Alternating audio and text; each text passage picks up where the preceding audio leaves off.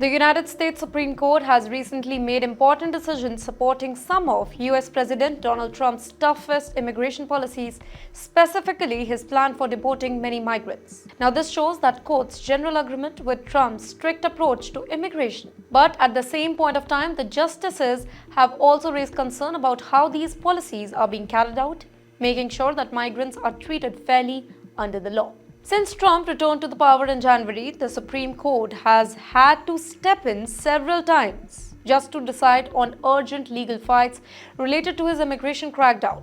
Let me give you an example.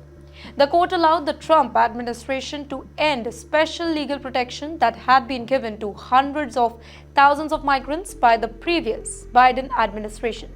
These protections, called the Temporary Protected Status and Humanitarian Parole, had helped many people from countries like Venezuela, Cuba, Haiti, and Nicaragua stay safely in the US for now.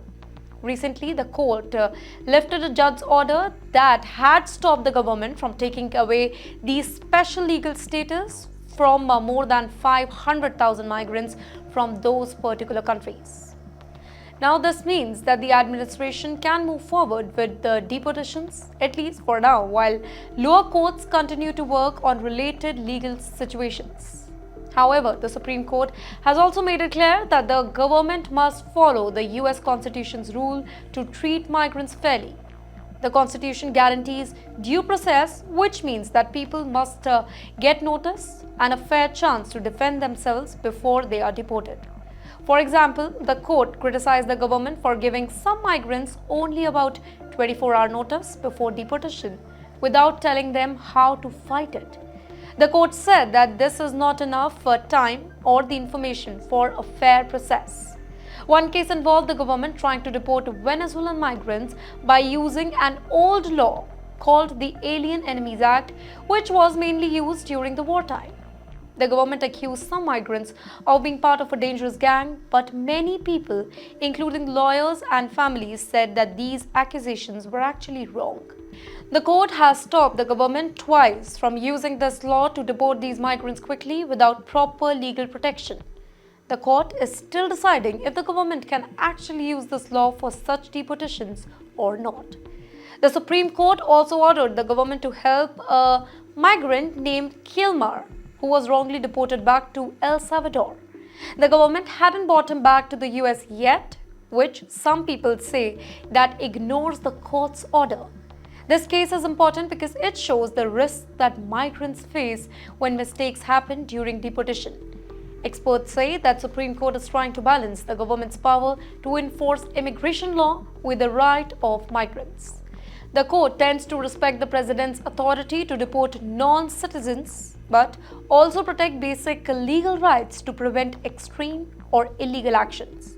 Still, some experts believe that the court gives the government too much freedom in immigration matters compared to the other legal areas that are there.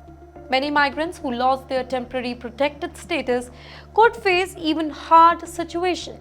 Without legal permission to stay, they risk being deported, separated from their family, or losing their jobs.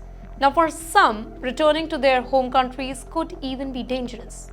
Trump's tough immigration policies started during his first term as president too, if you remember. The Supreme Court once supported his plan to ban on people from certain Muslim-majority countries, but blocked his effort to end protection for young immigrants called Dreamers.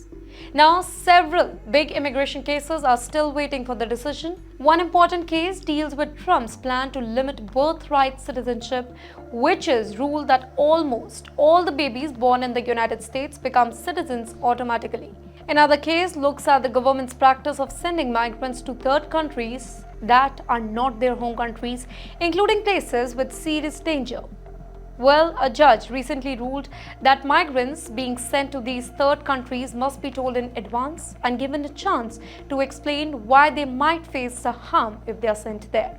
The government tried to send migrants to South Sudan despite this order, but the judge stopped them. Now, some migrants are being kept at a military base while the legal battle continues.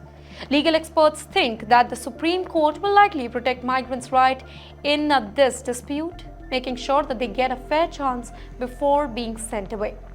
So basically, overall, the Supreme Court is playing a big role in shaping how Trump's immigration plan are put into action. It supports many of his policies, but also makes sure that the government follows important rules to protect people's rights. You tell me, what do you think about these decisions? How should the US balance strong immigration law with fairness and safety for the migrants? Let's explore this together.